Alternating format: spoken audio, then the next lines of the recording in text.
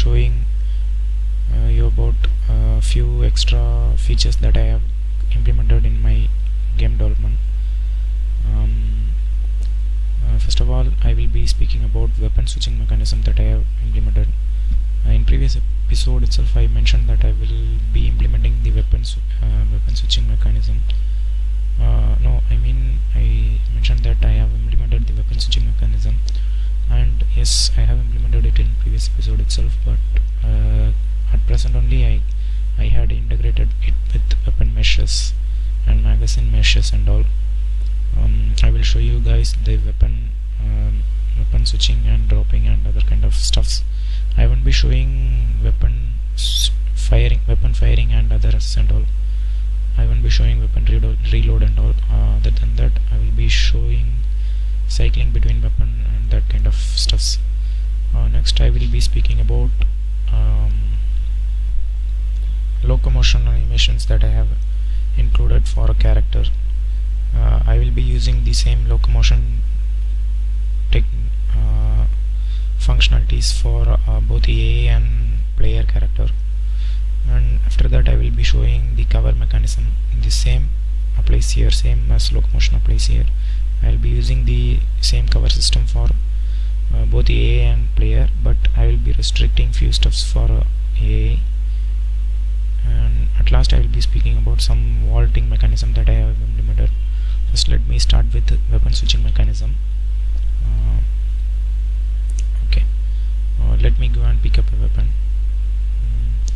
Yeah, I will be picking up pistol 2. Okay, now in order to equip the pistol or any kind of weapon, I can use a shortcut of from 1 to 5. And right now I have introduced only pistol into the game, so I will press 1, and if I press the 1 again, it will just switches the weapon to the socket and becomes unarmed. The character will become unarmed. Similarly, we can re-equip equip the pistol using pressing 1, and we can also use mouse scroll wheel up and down to switch between weapon. Like this, you can scroll up down up down like that. Then we can drop the weapon by pressing T. See, she is dropping the weapon, and again equip and drop. She dropped it. Equip, drop. Shit, she kicked it somewhere else. I don't know where it went. Anyway, let me pick up another weapon. Okay, this is also a pistol, but this is in pistol 1. Sorry, ordinary pistol. And now let me try interact with this pistol. Now when you come near this pistol and try to swap it, you can see that it shows message that swap pistol with pistol 1. It shows swap because it is showing swap because we are having same type of weapon in our one slot, so we can swap with it by pressing E. And now see, I am holding pistol 1, and the one on the ground is I am holding pistol 1. Yeah, one on the ground is pistol. And swap it again, and see, swap pistol with pistol 1. This is how we can interact with weapon. The same applies for other weapons when I implement it, when I introduce the mesh into the world. Next is let me show you about some locomotion implementation that I have done. Character has 2 locomotion mode. One is walk and another one is jog. Now the character is jogging. Let me walk. Pressing Alt will toggle between walk and jog. I'm pressing Alt and it is now walking. And Shift will be used for increasing the speed of current locomotion mode. Since I am in walking mode, if I press Shift, it will just increases the speed of walking mode. so the character appears to be jogging. And now if I switch, now let me switch to jog mode. Now I'm in jog mode, and when I press shift now, it will just the character will just start sprinting. Yeah, this is all will happen in unarmed mode. We can run, crouch. We can crouch with the character, but in crouch mode there is no locomotion mode and all, only a constant speed which is slower than both sprint and walk and all. Character cannot switch speed in crouch mode. Now let me show you armed mode. In armed mode, the few extra locomotion mode will be unlocked. For example, in armed mode we can perform all the things that we discussed in unarmed mode, like run, sprinting, switching mode and sprinting, and that kind of stuff, and crouching and all. And other than that, we can do aim down sight by pressing right mouse button. You can aim down the sight, and the character will lock to the crosshair and will move accordingly. For example, if here you can see, when I'm in hindsight mode, her leg moves according to direction I'm moving. That is achieved by using blend space in 2D. We can do this. And also another one thing is, when you are in armed mode, the crosshair, that is the gun direction will be in sync with the crosshair up to certain angle of the character. This can be achieved by using aim offset in Unreal. I am using 21 anim poses for achieving this smooth aim offset between the character, between the angles. The same can be done while sprinting. Sprinting also the same offsets applies, same kind of stuff. And in hindsight mode we can only do vertical offset, since the horizontal will be taken care of by rotation of the character. And then in crouch mode also we can go into hindsight mode, and the same kind of stuff happen. Character will be locked to forward direction, and the animations will be blended between the direction of the movements. Next, let me show you guys about the cover mechanism. Cover mechanism works like that we have experienced in GTA 5. When we press Q, the character will run towards the determined cover location and will take cover, and the character will move between the location, and when it reaches the end of the cover, the character will not move further. And just like in GTA 5, character automatically adjusts the height based on the cover object.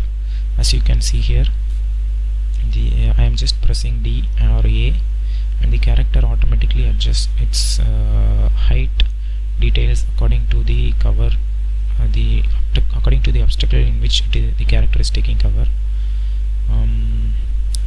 And then one more thing is, the character automatically switches the obstacle, switches the cover object, even if it is turned like this. I can show you better in this place. See, character has taken the cover position, and when she moves, she will be able to switch between the cover objects without any problem.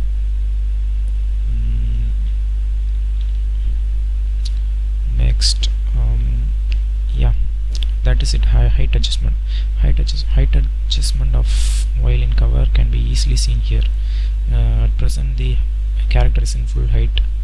Now, when she moves into next location, she has dropped her height to fit the walls height, sorry, the cover object's height, and when she moves to further, she further reduces her height to match the cover height. Next is vaulting. Usually every I have seen several tutorials in YouTube and other places regarding the vaulting mechanism. Everyone is using, most of the people are using root motion, and in my case I am not using root motion. I am entirely doing the vault using C++ code. I have used timeline and other curves and all to achieve this.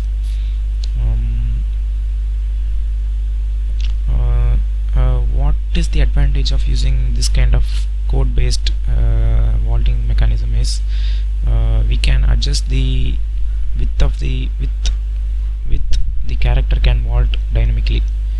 For example, if we use root motion, means suppose if the animation is able to jump only this much width, means we cannot adjust it using root motion animation alone.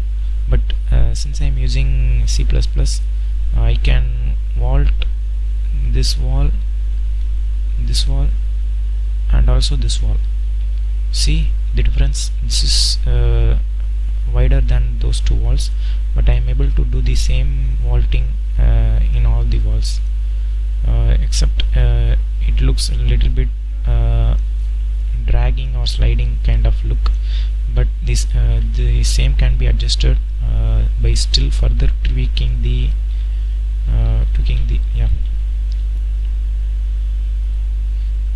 same can be adjusted by further tweaking the further tweaking the code. We can just change some stuff, some variables, and we can include another one timeline graph to make the character to run smoother. Oh, what is happening? Give me a second, I don't know what is happening.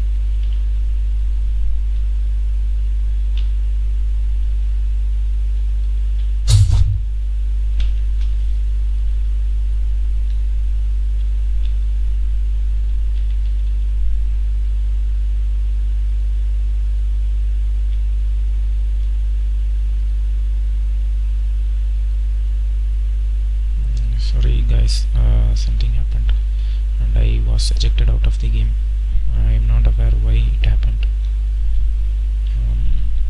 Let me continue from where I left. That is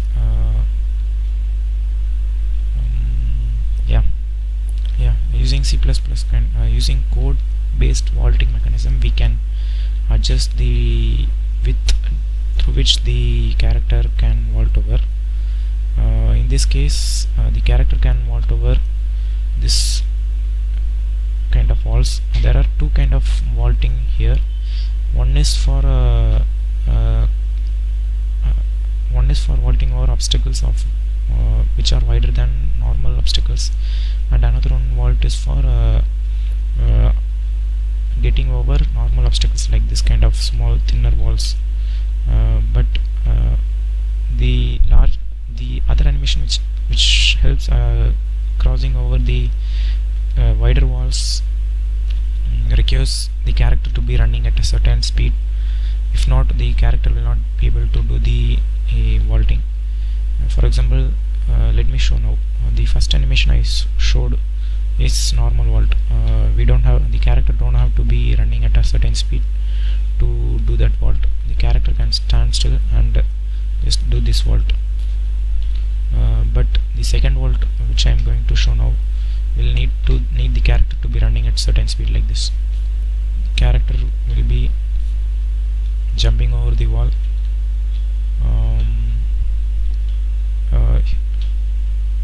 and jumping over the wall of wider wall which are wider than the normal vault,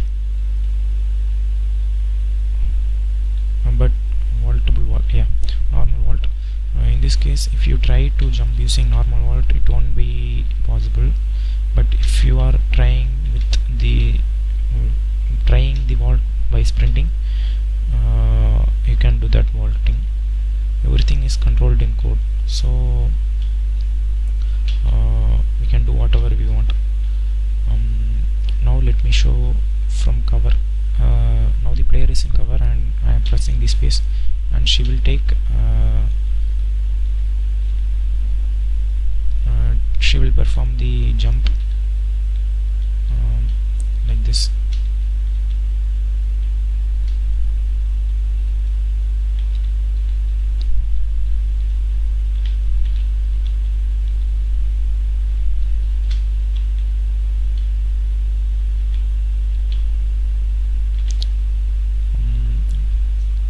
Yes.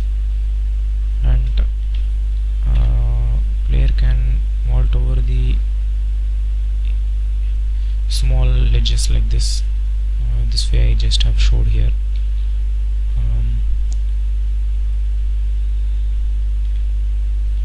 And the player can also combine crouch with vault.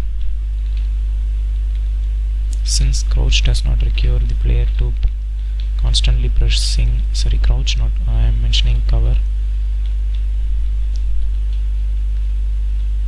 like this. And one more thing I forgot to show is whenever we are crouching and we are under this kind of encroachment and release the crouch button, it won't cause the character to overlap. Once we come out of encroachment, the character will overlap. Character will exit out of crouch functionality, and for that I am not using the Unreal provided crouch of character. It had some issues, like whenever I continuously press crouch and uncrouch, it is increasing the height of the capsule of character. So I implemented my own method for doing the crouch. It is not that much complicated anyway, so I did that. That's all for now, guys. I will upload next video after doing considerable amount of work. Thank you for watching. Have a great day. Bye bye.